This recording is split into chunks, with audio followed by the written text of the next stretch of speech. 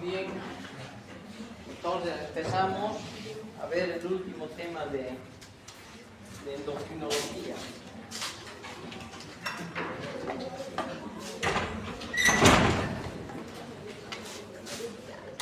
Está por demás decir la importancia que tiene el tema, ¿no? Debe ser el tema más importante de endocrinología, por eso lo he puesto al final. Ya todo el mundo conoce, tiene algún familiar diabético seguramente, ¿no? Es una patología frecuente. Y es una de las patologías que además se va incrementando, ¿no? En vez de ir reduciéndose, lo que normalmente ocurre con las enfermedades, con la historia de las enfermedades, se van controlando, van disminuyendo de prevalencia. Por el contrario, la diabetes va aumentando, ¿no? ¿Por qué será? La alimentación de la población difiere mucho y el estilo de vida.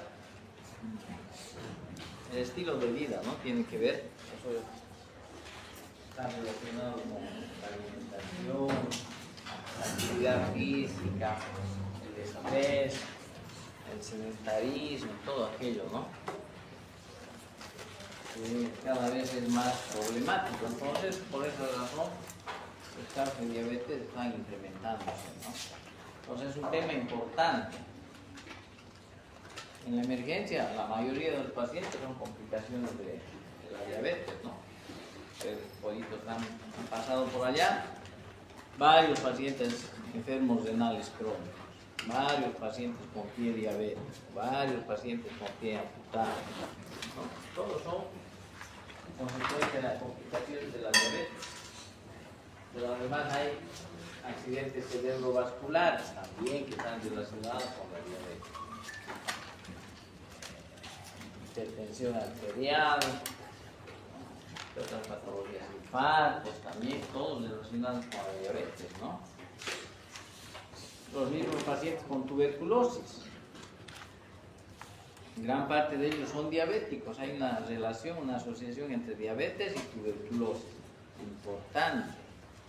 Entonces, si vemos en la emergencia que hayan 40, 50 pacientes, 30 o 40 deben estar relacionados con la diabetes, ¿no? Tranquilamente. Entonces, la importancia, ¿no? Van a ver todos los días pacientes diabéticos en el ejercicio de su profesión, con seguridad. Entonces, ¿cómo definiríamos a la diabetes? A ver, ¿cómo podríamos definir a la diabetes? Una enfermedad metabólica. ¿Qué más?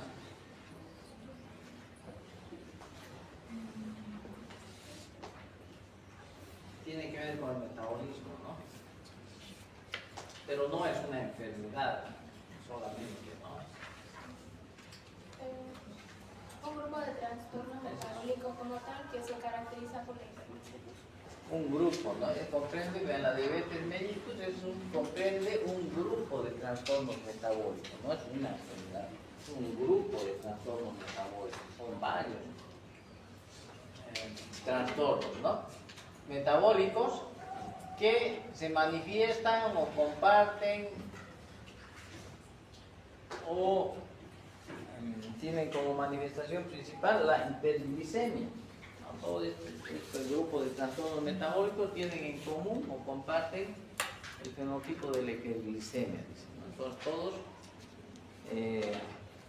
tienen como manifestación la hiperglicemia, es la manifestación principal, ¿no? Entonces hay varios tipos de diabetes. Ya, hay varios tipos de diabetes que vamos a clasificar en un momento, ¿no es cierto? ¿Por qué? Porque hay una compleja interacción entre factores genéticos, hay factores genéticos que tienen que ver con la aparición de la diabetes, hay factores ambientales y hemos dicho el estilo de vida, ¿no?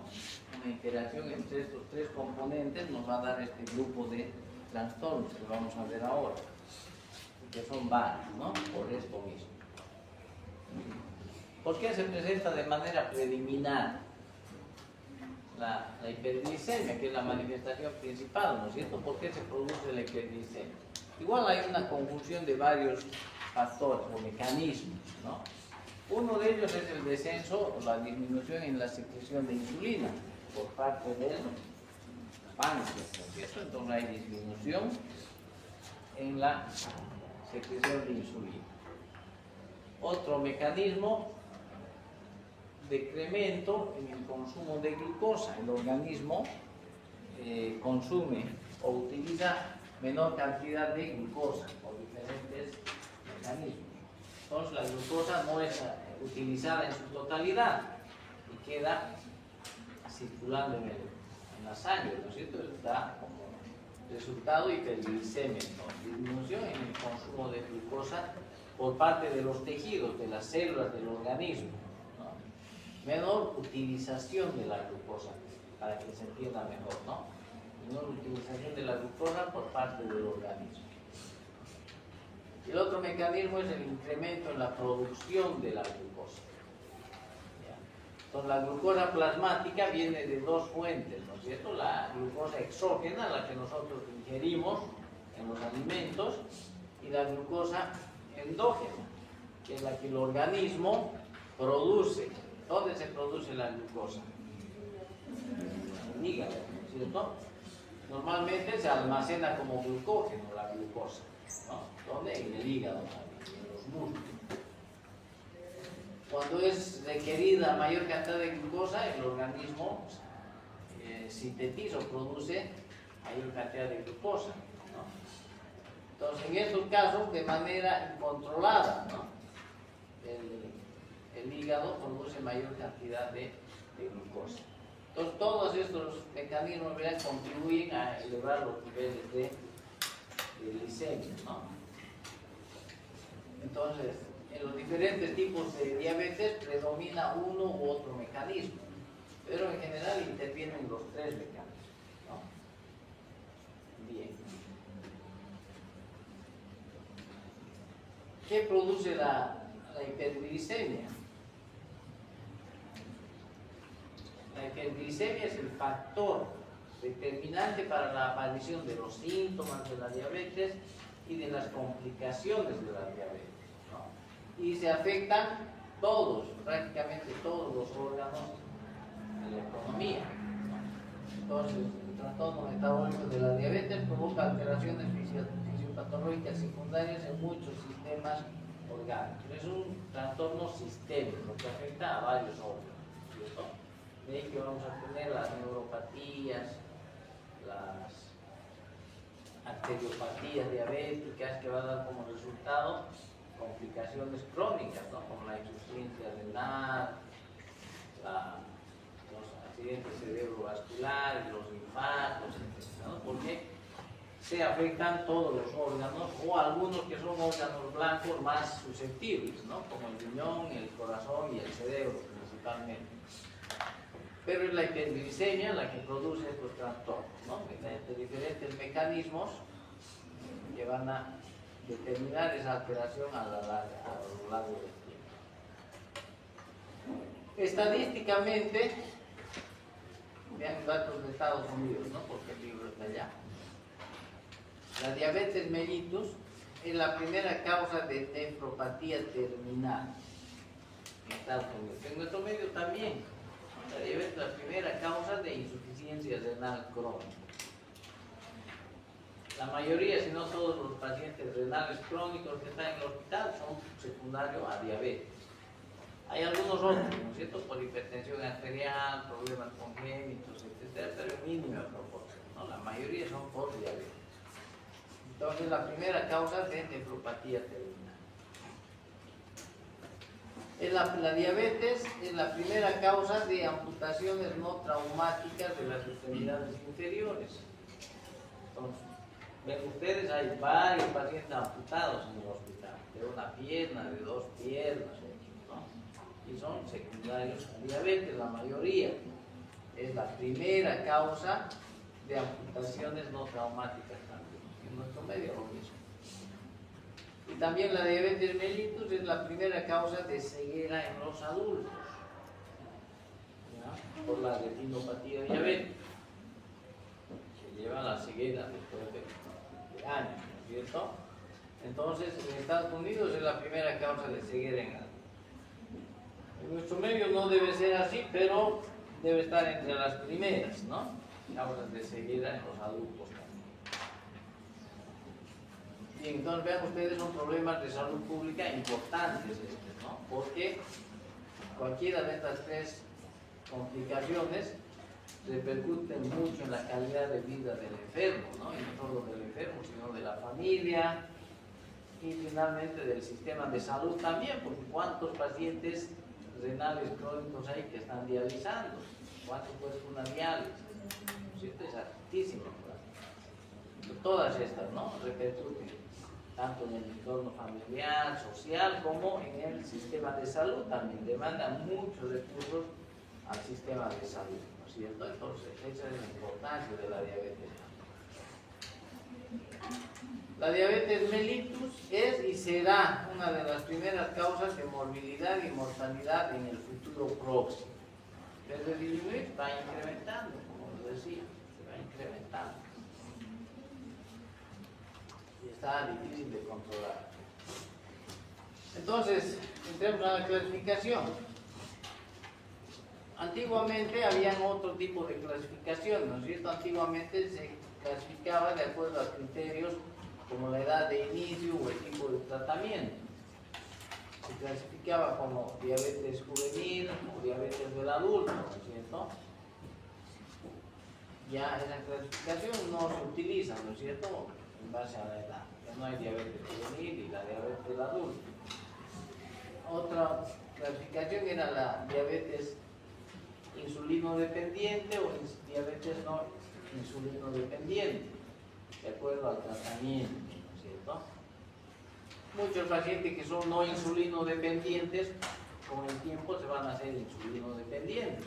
Entonces ahí la clasificación no era coherente, ¿no es cierto? Lo mismo, en la edad hay diabetes juvenil, diabetes del adulto, pero hay diabetes del adulto que se inicia en etapas tempranas de la vida.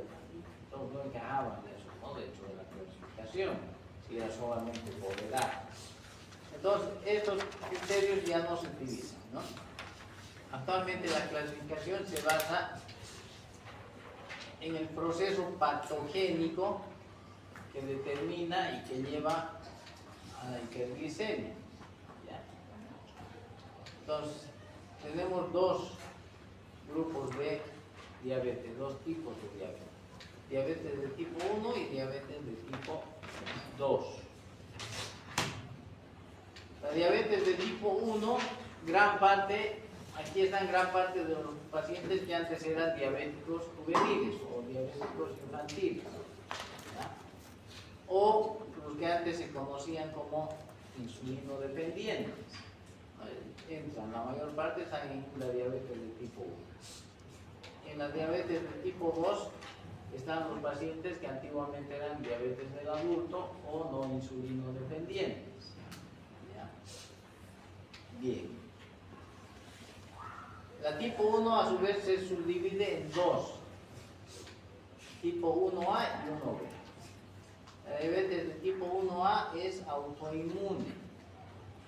¿Ya? Entonces, estos pacientes tienen anticuerpos contra las células pancreáticas. ¿Ya? ¿Cuáles son las células que producen la insulina? Las células beta, ¿no? Entonces, hay anticuerpos contra las células beta. Y esa es la causa, el proceso patogénico que produce la aparición de hiperglicemia, ¿no es cierto? La producción de autoanticuerpos contra las células pancreáticas, que van destruyendo progresivamente las células beta hasta hacerlas desaparecer y el paciente queda sin insulina por esta razón, ¿no es cierto? Entonces, tipo 1A o autoinmune. Y la diabetes de tipo 1B o idiopática se produce exactamente el mismo mecanismo que en la 1A. Hay destrucción de las células beta proceso que va destruyendo progresivamente, lo mismo que en la tipo A, pero aquí no hay presencia de autoanticuerpos. No se sabe cuál es la razón de la destrucción de las células, por eso es idiopático. El mecanismo es el mismo, ocurre lo mismo, pero aquí hay anticuerpos y aquí no hay anticuerpos. Esa es la diferencia. Con fines diagnósticos y terapéuticos no es importante determinar si es 1A o si es 1B, porque al final la sintomatología es la misma, el proceso es el mismo y llegan al mismo tratamiento. ¿Ya? Pero por el mecanismo patogénico tenemos esta diferencia. Luego tenemos la diabetes mellitus tipo 2. Esta es la que antes era del adulto o la no insulino dependiente, ¿no? Aquí, ¿qué es lo que ocurre? ¿Qué mecanismos patogénicos? Hay resistencia a la insulina. Hay grados variables de resistencia a la insulina. Puede haber insulina en cantidades normales o a veces incluso hay insulina en cantidades más altas de lo normal. Pero los tejidos no responden a la acción de la insulina. Hay alteraciones en el receptor de insulina. Entonces, el mecanismo es resistencia a la insulina. Aquí obviamente hay disminución en la secreción de insulina, ¿no es cierto? No se secreta absolutamente nada de insulina. Con el tiempo va disminuyendo y al final desaparece la secreción de insulina. Aquí hay insulina, pero hay grados variables de resistencia a la misma. Hay trastornos en la secreción de insulina también, va disminuyendo también con el tiempo la secreción de insulina. En una primera instancia puede ir aumentando, ¿no? Para compensar la resistencia a su acción, pero llega un momento en que el páncreas ya no puede seguir incrementando indefinidamente la secreción de insulina y va a empezar a disminuir la secreción. Y además hay incremento en la producción de glucosa por el hígado. Entonces los tres mecanismos que mencionaba, ¿no es cierto?, se presentan en la diabetes de tipo 2. Vean, la diabetes tipo 2 es precedida por un periodo de homeostasis anormal de la glucosa. No se hace diabético de la noche a la mañana, se va descompensando, va disminuyendo la cantidad de insulina, va aumentando la resistencia a la insulina, ¿no es cierto? ¿Y qué ocurre? Va incrementándose la glicemia progresivamente. Ese periodo previo se denomina trastorno de la glucosa en ayunas o trastorno de la tolerancia a la glucosa o la prediabetes, ¿cierto? La prediabetes. Entonces, la diabetes mellitus tipo 2 es precedida por este periodo donde se va incrementando la insulina o la glucosa, que se conoce como prediabetes, o trastorno de glucosa en ayunas, o trastorno de la tolerancia a la glucosa. Son expresiones, ¿ya? Se había retirado por algún tiempo el término de prediabetes, ¿no? Se va a volver a introducir. Se decía que no se debía utilizar el término de prediabetes, pero ya últimamente se ha vuelto a introducir el término de prediabetes, o sea, es adecuado decir prediabetes actualmente otra vez. Es así la medicina, pero va cambiando. Bien, esas son las dos formas más frecuentes de diabetes, ¿cierto? Mellitus tipo 2, de diabetes mellitus. Pero hay otros tipos de diabetes, ya no son las únicas. Entonces hay otras causas de diabetes que tienen que ver con defectos genéticos en la secreción de la insulina o defectos genéticos en los receptores de insulina, ¿ya? ¿No? En la secreción o en la acción de la insulina. Hay otros que cursan con trastornos metabólicos, por ejemplo, En cuanto a trastornos genéticos, tenemos la famosa diabetes de tipo MODY, ¿no es cierto? MODY, por sus siglas en inglés. La diabetes de tipo adulto de comienzo en la juventud. Diabetes de tipo adulto de comienzo en la juventud. O MODY. Aquí hay trastornos genéticos que actúan en diferentes genes de la producción de insulina. Y de ahí tenemos MODY 1, MODY 2, MODY 3, hasta MODY 6 o 7, que no forman de MODY por la afectación de un gen determinado. ¿Ya? Que son cosas pequeñas pero que le dan alguna característica diferente, ¿no? Entonces tenemos la diabetes MODY. ¿Ya? Vean cómo es una diabetes del adulto de comienzo en la juventud, es comienzo precoz de la hiperglicemia, ¿no? Empiezan temprano, con niños o jovencitos. Y podría parecer una diabetes de tipo 1, ¿no? Pero no es una diabetes de tipo 1, es un tipo MODY. También hay mutación del receptor de insulina, hemos dicho, ¿no? Por lo tanto hay resistencia a la insulina. Otra forma de diabetes, una enfermedad exógena del páncreas, por ejemplo, una pancreatitis aguda o una pancreatitis crónica, ¿no? Que no solamente se afecta el páncreas exógeno, sino también se destruye el páncreas endógeno. Entonces, el paciente va a quedar, ¿no es cierto?, con deficiencia en la secreción de insulina. Entonces, vemos la destrucción de más del 80% de los islotes del Langerhans va a dar deficiencia en la insulina que se exprese en hiperglicemia. Entonces, es una forma de diabetes mellitus que se da en las pancreatitis agudas frecuentemente y en las crónicas también, u otras enfermedades del páncreas, ¿no? Otras formas serían las hormonas antagonizantes o antagónicas de la insulina. ¿Cuáles son las hormonas antagonizantes de la insulina? Glucagón, cortisol.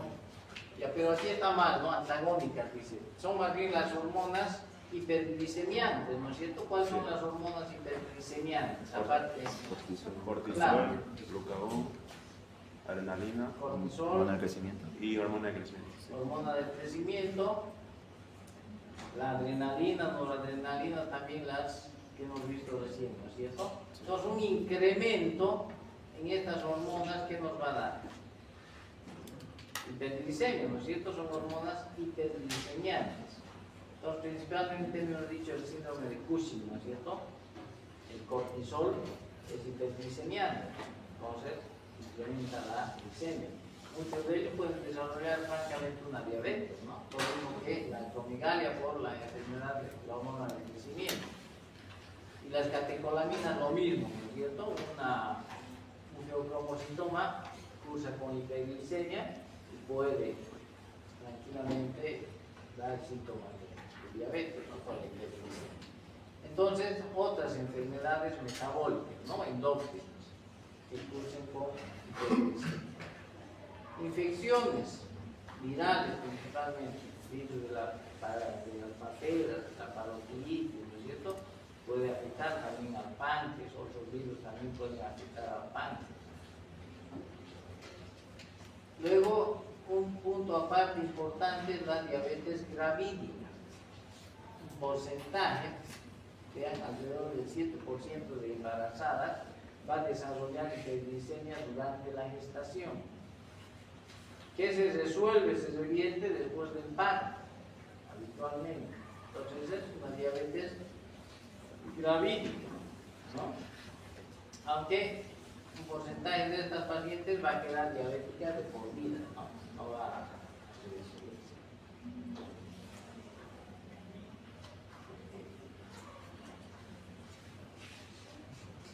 Bien, antes de ver esto,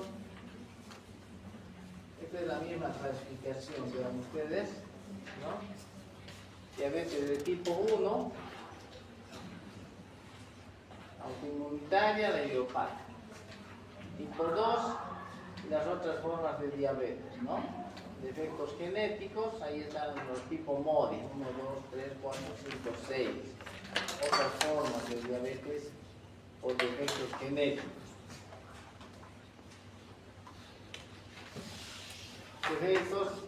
Estos son defectos genéticos en la secreción de insulina, en la síntesis de insulina. Y estos son defectos genéticos en la acción de la insulina.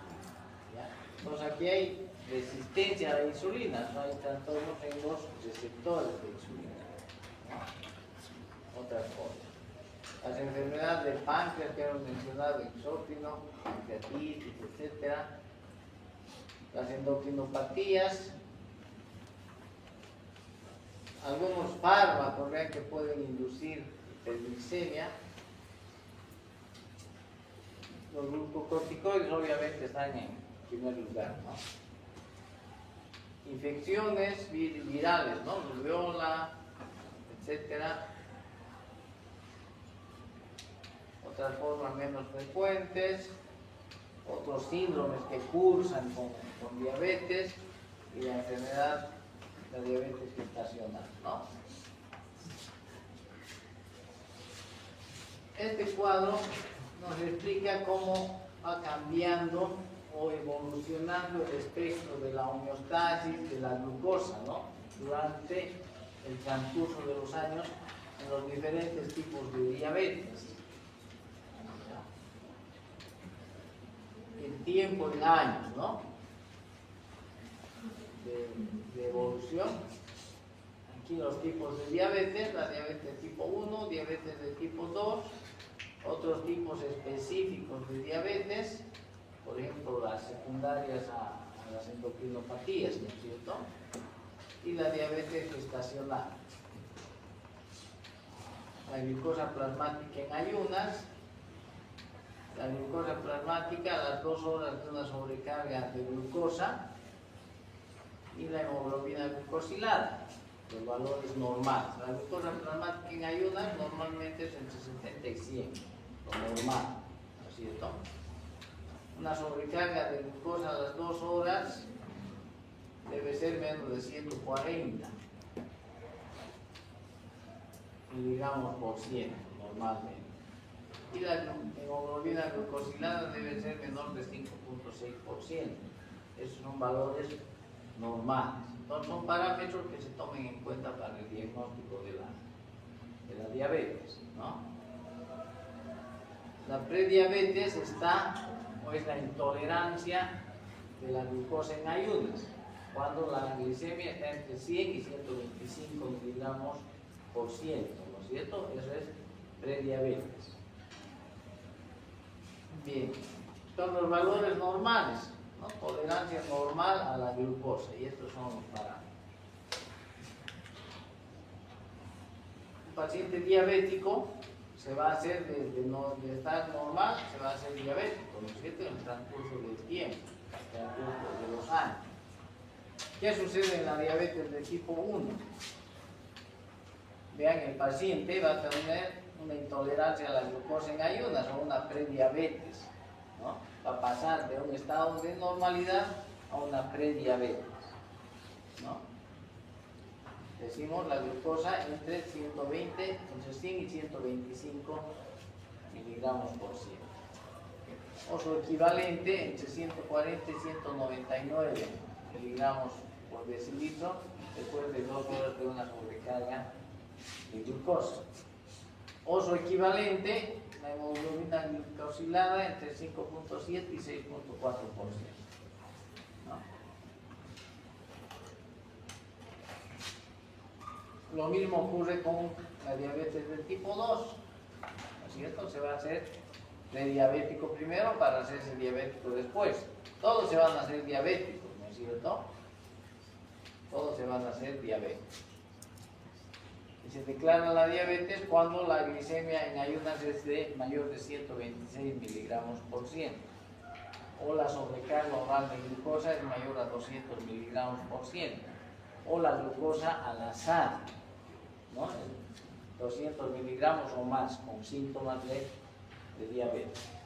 o si la hemoglobina glicosilada es mayor a 6.5%. Estos son los parámetros para la diabetes. Entonces los pacientes se hacen diabéticos, ¿no es cierto?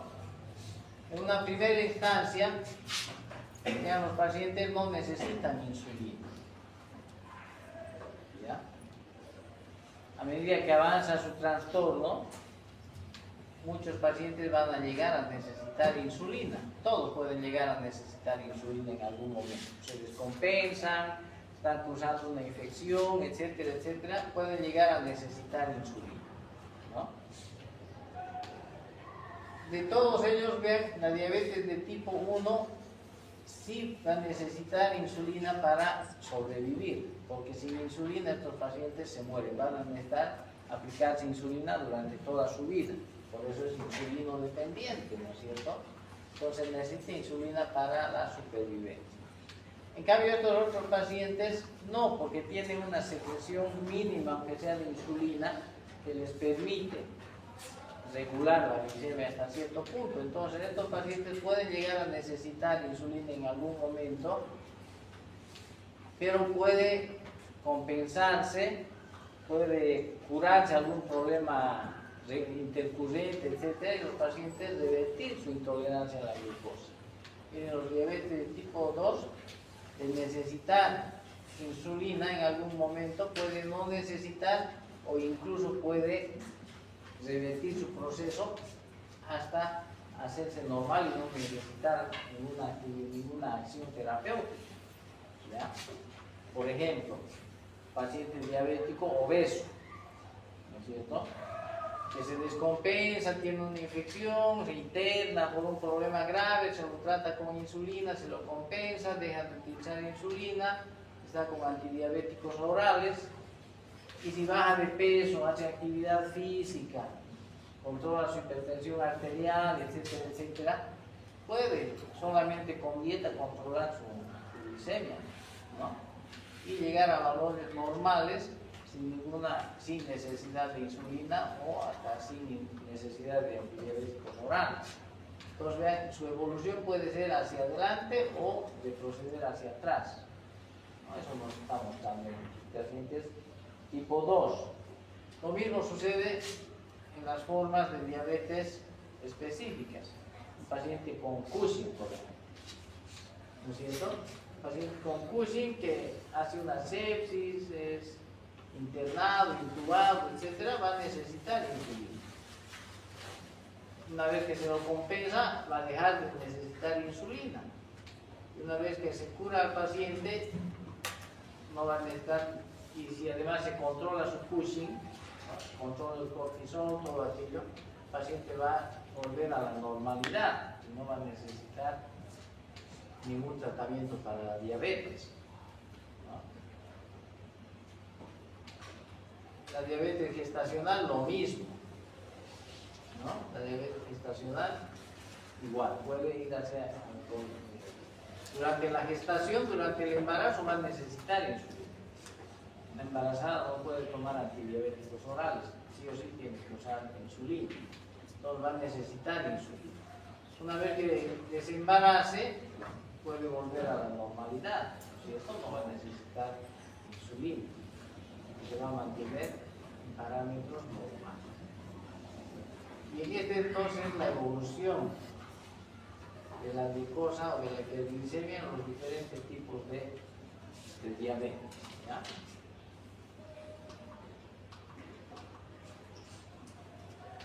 Algunos datos epidemiológicos. Vean, ha habido un incremento en la prevalencia mundial de la diabetes en los últimos 20 años. Ha incrementado de manera importante.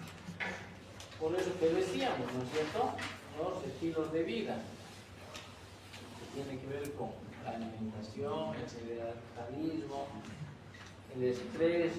Claro, ahora la gente vive más años también, ¿no es cierto?, llega hasta más 70, 80 o más años. Antes la esperanza de vida era pues hasta los 50, 60. ¿no? Ahora, mientras mayor el paciente, más tendencia a la diabetes, ¿no? Y va a tener más enfermedades y todo. No, todo ello tiene que ver con este incremento. En Estados Unidos, vean, en 2010 la prevalencia era de 0.2% en menores de 20 años y 11.3% en mayores de esa edad. En nuestro medio no hay cifras, no hay datos actualizados ni específicos, pero algunas referencias indican que es de más de 20 hasta 25% la prevalencia de diabetes en nuestro medio, mayor al 20%, mucho más que en estos países del primer mundo, ¿no? En los mayores de 60 años, vean, es mayor, 26.9%. Se incrementa, ¿no? Casi se triplica. La diabetes es semejante en varones y en mujeres hasta los 60 años de edad. A partir de los 60 años de edad es más frecuente en los varones. Bien, para el diagnóstico de la diabetes, obviamente, ustedes saben, los síntomas de la diabetes son una cosa, ¿no es cierto? Ahí están la polilitia, la poliuria, la polifagia, la pérdida de peso, que son los síntomas principales, las pesas, ¿cierto? Entonces, esos son los síntomas principales. Obviamente, un paciente que tiene esa sintomatología, vamos a sospechar de diabetes, ¿no? Vamos a hacer sus estudios, sus exámenes correspondientes, una glicemia en ayunas, obviamente. Con eso vamos a hacer diagnóstico. ¿Qué criterios se utilizan para el diagnóstico? La OMS. Entonces, vean, el espectro de la glucosa plasmática en ayunas. Para el diagnóstico de diabetes, la glucosa plasmática en ayunas es uno de los criterios. ¿Ya? Otro de los criterios, la sobrecarga de la glucosa plasmática, la sobrecarga oral de la glucosa. ¿No? Una glicemia 2 horas después de una sobrecarga oral de glucosa. Ese es otro criterio, que se puede utilizar en algunos casos, ¿no? Después de hacer la glucosa plasmática en ayunas, una sola no nos sirve, también hay que repetir 2 o 3 glicemias plasmáticas en ayunas, ¿cierto? Para ver que esté correcta. Si hay alguna duda con eso, entonces puede hacer una sobrecarga oral de la glucosa, ¿cierto? 75 gramos de glucosa y a las 2 horas se controla la glicemia. Tendría que estar por debajo de 140 normalmente. Entre 140 y 199 decimos prediabetes, más de 200 diabetes. Bien.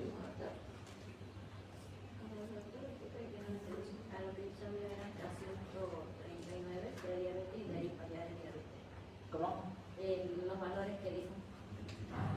No, eso es en la glucosa plasmática en ayunas. La glucosa plasmática en ayunas normal es de 70 a 100, ¿cierto? Y de 100 a 125 es prediabetes. De 126 para arriba es diabetes. En glucosa plasmática en ayunas.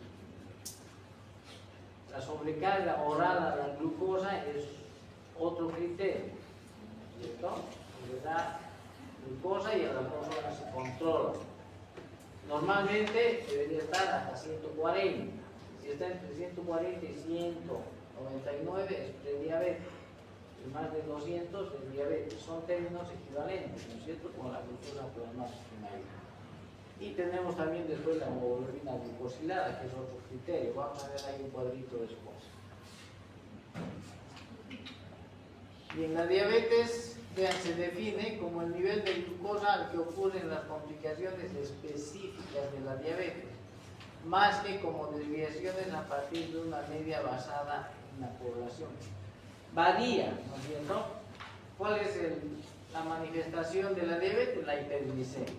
¿Cuál es la causa de los trastornos orgánicos, de las complicaciones de la diabetes? La hiperglicemia. Entonces la diabetes, dice Mellitus, se define como el nivel de glicemia al cual aparecen esas complicaciones propias de la diabetes, por ejemplo la retinopatía diabética. Aparece cuando la glicemia alcanza un nivel por encima de lo normal. Estandarizando es 126 miligramos, ¿cierto? Arriba de 126 miligramos decimos diabetes, porque a partir de esa edad ya hay trastornos orgánicos como la retinopatía diabética. Pero eso no es en todas las poblaciones, varía de una población a otra. Por ejemplo, dice la prevalencia de la retinopatía en los indios amerindios, los timas, empieza a incrementarse con una glicemia plasmática que pasa de 116 miligramos. Entonces, para esta población, a partir de 116 debería ser la diabetes, ¿no? Porque vean, a este nivel ya empieza a dispararse la retinopatía diabética. Pero bueno, estandarizando, se ha acordado que sea 126, ¿no? Tomando una media, que dice que no debería ser así, ¿no es cierto? No debería, porque hay variaciones entre las diferentes poblaciones.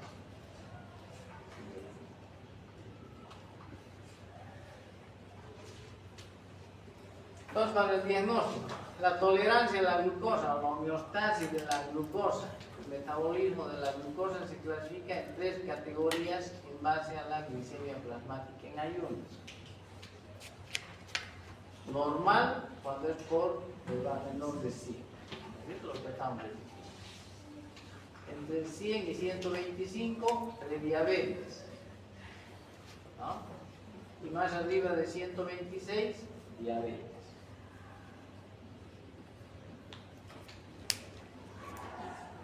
La hemoglobina glicosilada normal es menor a 5.6%.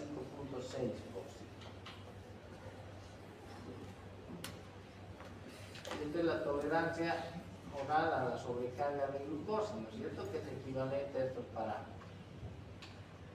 Normal es menor a 140, 140 a 199 prediabetes y mayor a 200 diabetes.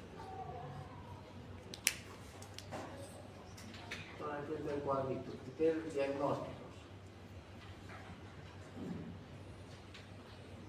Síntomas de diabetes, más concentración de glucosa 200 o mayor al azar, ¿no? Es un criterio. Paciente con glucosa plasmática de 200 o más al azar en cualquier hora del día, pero que presente síntomas de diabetes, se clasifica como diabetes, ¿ya? Es un criterio. O la glucosa plasmática en ayunas, que ya hemos mencionado cuál debe ser, ¿no es cierto? O la hemoglobina glicosilada, mayor a 6.5%, ¿ya? O una sobrecarga oral a la glucosa en ayunas, que también ya hemos mencionado, ¿no es cierto? Entonces, estos son los criterios para el diagnóstico de la diabetes.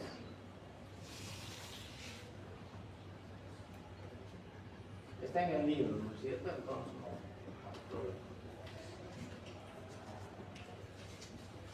Bien, en todo caso, la diabetes es una enfermedad muchas veces asintomática y principalmente que no produce síntomas como dolor, por ejemplo. La diabetes no duele. La diabetes no produce un malestar importante como para que el paciente se preocupe y acuda al médico. Muchas veces es asintomática o poco sintomática y el paciente no le da importancia. Y cuando ya va a la consulta, ya es un paciente que tiene arrastrando varios años de diabetes, incluso ya con complicaciones crónicas de la diabetes. ¿Cierto? Entonces, se ha establecido que se debe hacer una detección sistemática de pacientes diabéticos, no esperar que tengan síntomas. ¿No? Porque cuando tienen síntomas es que ya están arrastrando la diabetes por algún tipo. Entonces debe hacer una detección sistemática en la población por la importancia de la enfermedad, pues por todas esas cosas que hemos mencionado. Entonces se recomienda hacer una prueba de la glucosa plasmática en ayunas. prácticamente, ¿no es cierto? A partir de cierta edad y de manera periódica, anualmente por lo menos, una glicemia plasmática en ayunas a partir de los 40 o 45 años, ¿no es cierto? Para detectar los diabéticos en sus estadios iniciales, y no cuando ya estén complicados. También la hemoglobina glucosilada también se puede utilizar, ¿cierto? ¿Por qué se hace esta detección sistemática? Porque gran número de los pacientes son asintomáticos. O tiene poliuria y para él es normal. Levantarse 3 o 4 veces en la noche a orinar, para una persona puede ser normal o está acostumbrada, ¿no? Y viene arrastrando eso y resulta que es diabético, ¿no es cierto? Entonces, gran número de individuos son asintomáticos. Puede existir diabetes mellitus de tipo 2 hasta un decenio antes del diagnóstico. Miren ustedes, hay pacientes que tienen 10 años ya de diabetes y que no han tenido síntomas, no los han diagnosticado nunca. Algunos individuos con diabetes de tipo 2 tienen una o más complicaciones específicas en el momento del diagnóstico. Entonces ya va con la retinopatía diabética o ya está con su riñón afectado, o ya se descubre que es diabético o está con una diabética, ¿no? Así llegan en nuestro medio sobre todo, ¿no? Ya llegan complicados sin saber que eran diabéticos. Entonces, el tratamiento puede alterar favorablemente la evolución de la enfermedad. Si se detecta a tiempo, en los estadios iniciales, controlando las glicemias, que es lo más importante, controlar la glicemia, ¿no es cierto? Entonces puede no aparecer o demorar la aparición de las complicaciones. Entonces es importante iniciar un tratamiento de manera precoz para evitar o retrasar las complicaciones de la diabetes. ¿Bien? Entonces, por eso es importante la detección sistemática, ¿no? Entonces, la Asociación Americana de Diabetes recomienda investigar a mayor de 45 años de edad cada 3 años. O antes de los 45 años, si hay factores de riesgo, ¿no? Si es un paciente obeso, o si es un paciente que tiene su papá, su mamá diabéticos. Entonces, si hay factores de riesgo, antes pues hay que empezar a controlarse, ¿no es cierto?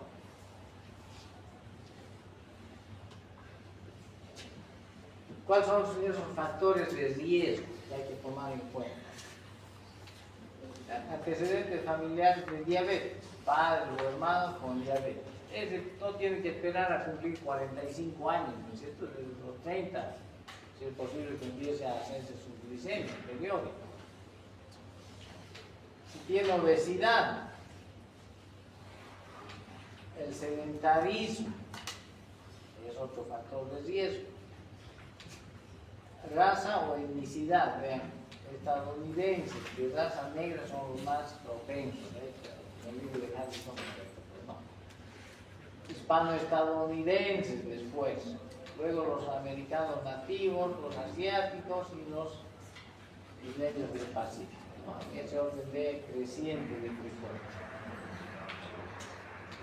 Trastornos en la glucosa plasmática en ayunas o en hemoglobina glicosilada en algún laboratorio que haya estado alterado anteriormente, ¿no? Que haya tenido alguna anormalidad. Ese también tiene que controlarse. Si en alguna ocasión le ha salido una glucosa elevada, por ejemplo, entonces tiene que tener más cuidado y controlarse, ¿no? Antecedentes de diabetes mellitus gestacional. Las mujeres, por ejemplo, que tienen diabetes mellitus gestacional, tienen que hacerse después de su parto periódicamente controles, porque hay muchas algunas van a desarrollar diabetes, ¿no? Niños macrosómicos o pacientes que han tenido niños grandes que pesan más de 4 kilogramos, ¿no? Entonces, habitualmente las madres son diabéticas, ¿no? Por eso es la macrosomía. Entonces tienen que controlarse. Pacientes con hipertensión arterial igual es un factor de riesgo, el síndrome metabólico, ¿no es cierto? Dislipidemias, trastornos de las grasas, del colesterol, etcétera, de los triglicéridos también, síndrome metabólico, ¿no? El síndrome del ovario poliquístico o acantosis nigricans en los pacientes también son factores de riesgo.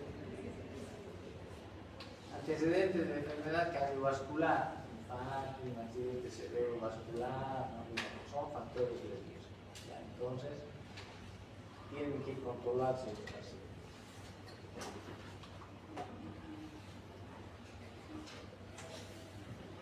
Bien. Yo creo que quedamos aquí, ¿no? Ya empezamos a ver la siguiente clase, entonces, específicamente el cuadro de diabetes tipo 1, diabetes tipo 2, y luego la complicación